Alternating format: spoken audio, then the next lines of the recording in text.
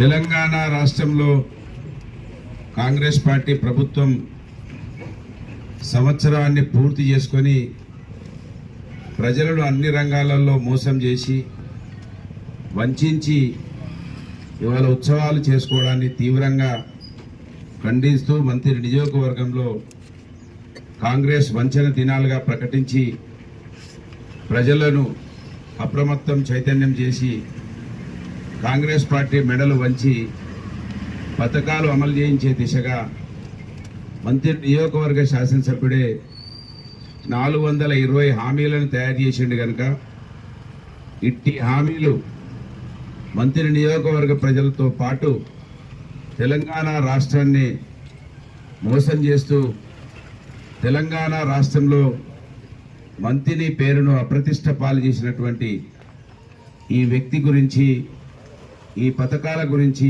ఈ సమాజానికి తెలవాలని 6 గ్యారంటీలు 100 రోజులలో చేస్తా అని చెప్పి 6 గ్యారంటీలలో ఊసేలేనటువంటి ఒక్క గ్యారంటీ కూడా ప్రజలకు అందించకుండా గ్యారంటీ అని బాండ్ పేపర్లు ఇచ్చినటువంటి కాంగ్రెస్ పార్టీ ఇవాళ ఏ ఒక్క పథకాన్ని కూడా అమలు చేయకుండా రాష్ట్రంలో ఉన్న ప్రజలు ప్రభుత్వం మీద కనీసం కూడా నమ్మకం లేకుండా విశ్వాసం లేకుండా ప్రజాస్వామ్యానికే ఇది అవమానించే విధంగా వీరి యొక్క పరిపాలన కొనసాగుతున్నటువంటి దృష్ట్యా ఇవాళ తాడిచెర్ల గ్రామం నుంచి మేము అడుగుతున్నాం, మీ పథకాలు నిజంగా మీరు రాసిచ్చిన విషయాలను చూస్తుంటే మీకు తెలివి ఉందా, మీరు చదువుకున్నారా చదువుకోలేదా అని అప్పుడప్పుడు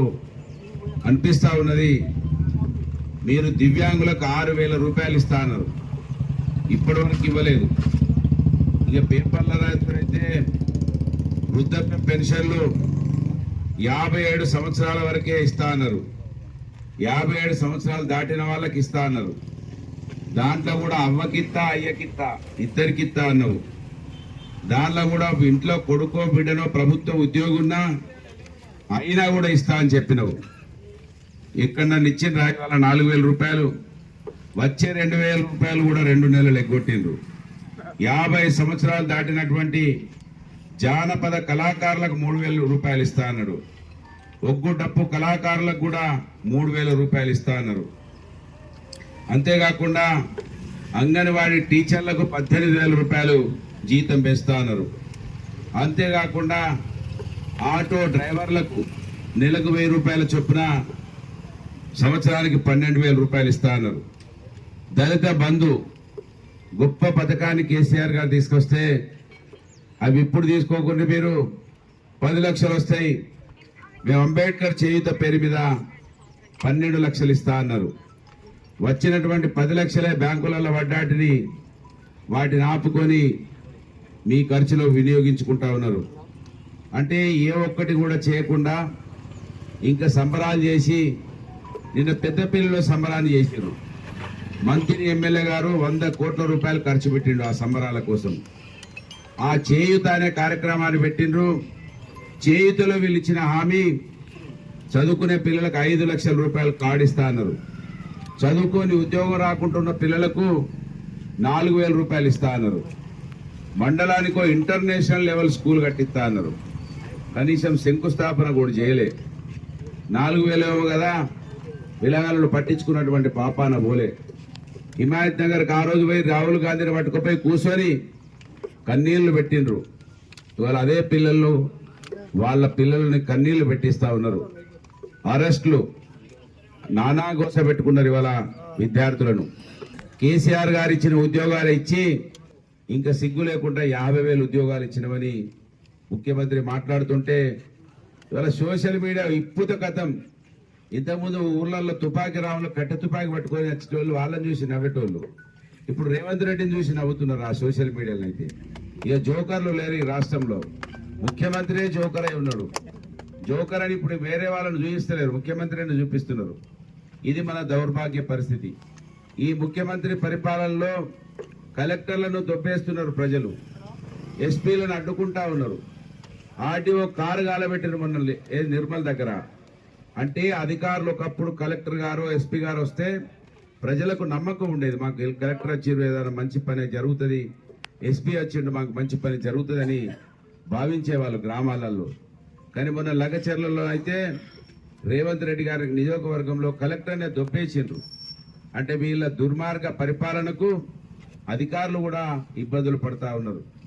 కనుక ఇవాళ ఇక్కడ బీఆర్ఎస్ పార్టీ శ్రేణులు నాయకులు ఈ ప్రజా వంచన దినాలలో మీరు కూడా గడప గడపకు తిరగాలే, ప్రజలు చైతన్యవంతులై మెడలు వంచితే తప్ప వీళ్ళు పథకాలు ఇవ్వరు. ఇవాళ మెడలు వంచిరు గారు లెగచెర్లలో రేవంత్ రెడ్డి ఫార్మాసిటీకి భూములు తీసుకొని వెనుకకి ఆర్డర్ తీసుకున్నాడు. అక్కడ ఇథనాల్ ఫ్యాక్టరీ కోసం కూడా మేము తీసుకోమని అక్కడ కూడా ఆర్డర్ తీసుకున్నారు. యుద్ధం చేస్తే తప్ప వీళ్ళు మెడలు వంచరు. ఈ ప్రజలకు పథకాలు రావాలంటే మనం పోరాటం చేయాలి. కాంగ్రెస్ పార్టీలో ఉన్నోళ్ళు కూడా బాధపడుతున్నారు. ఇప్పుడే మావాడు మా ప్రశాంత్ చెప్తున్నాడు, దేవేందర్ చెప్తున్నాడు, కిరాణా షాప్ కాడ కాంగ్రెస్ లీడర్ కలిస్తే ఎట్లున్నదంటే మా నాయన ముఖం చూడలేకపోతున్నా, ఈ ముఖానికి కాంగ్రెస్ కోటేసినందుకు రైతు బంధు రాకపోయా, ఏమి రాకపోయా బట్టి ఆగం చేసినావు బిడ్డ అని వాళ్ళ కొడుకులను వాళ్ళ పిల్లలు తిట్టే అటువంటి పరిస్థితులు. ముసలవ్వలు పెన్షన్లు వస్తలేవని తిడుతున్నారు. వాళ్ళ అక్కనో లేకపోతే వాళ్ళ భార్యనో ఏమైనా 2500 వస్తే అంటివి కదా, 2500 దేవుడు ఎరుగు వచ్చేటువంటి పథకాలే రాకుండా పోయినాయి అని ఇవాళ ఇళ్లలో చర్చ జరుగుతూ ఉన్నది. కనుక ఇప్పుడు బీఆర్ఎస్ పార్టీ అంటే ఏంది, మంత్రిలో ఉండి పనిచేసినటువంటి పుట్టమద అంటే ఏంది, కేసీఆర్ అంటే ఏంది ప్రజలకు అర్థమైపోయింది. కనుక ఎప్పటికైనా బీఆర్ఎస్ పార్టీ ప్రజల కోసం ఉంటుందనేది ప్రజలకు అర్థమైపోయింది. తెలంగాణ రాష్ట్రంలో ప్రజల పక్షాన నిలబడే పార్టీ కేసీఆర్ గారి బీఆర్ఎస్ పార్టీ. మంత్రి నియోజకవర్గంలో పదవులతో సంబంధం లేదు, నా సంబంధం పేగు సంబంధం అని ఆ రోజు ఎన్నికలలో చెప్పిన నేను. ఇవాళ కూడా ఓడగొట్టినా 3 సార్లు ఓడిపోయినా ప్రజల కోసం, ప్రజల ఆకలి తీర్చడానికి కోసం, ఇవాళ కాకపోతే రేపు ప్రజల లోపల చైతన్యం తీసుకురావడం కోసం నా కృషి కొనసాగుతూ ఉన్నది. కనుక మీరందరూ ఈ కాంగ్రెస్ పార్టీ రేవంత్ రెడ్డి గారి ప్రభుత్వాన్ని మెడలు వంచి పథకాలను ప్రజల వద్దకు తీసుకురావాలంటే మనం పోరాటం చేయాలి. వాళ్ళు చేసేది ఒక్కటే పని చేస్తున్నారు. ఇప్పుడు కేసులు మన కేటీఆర్ గారి నుంచి కింది దాకా కూడా పెడుతున్నారు. ఇట్లా పక్కకు నిలబడి మాట్లాడినా కూడా కేసులు పెడతా ఉన్నారు. కేసులకి ఏం భయపడాల్సిన అవసరం లేదు. మనం ప్రభుత్వం రాగానే వీటిని అడ్వైస్ తోటి ఆ కేసులన్నీ బయట తీసి పారేద్దాం. ఏమిటి కోసం మీరు భయపడాల్సిన అవసరం లేదు. కేసులకు భయపడితే స్వతంత్రం వచ్చేది కాదు, కేసులకు భయపడితే తెలంగాణ వచ్చేది కాదు. ఆ విషయాన్ని మనం గమనించాలి.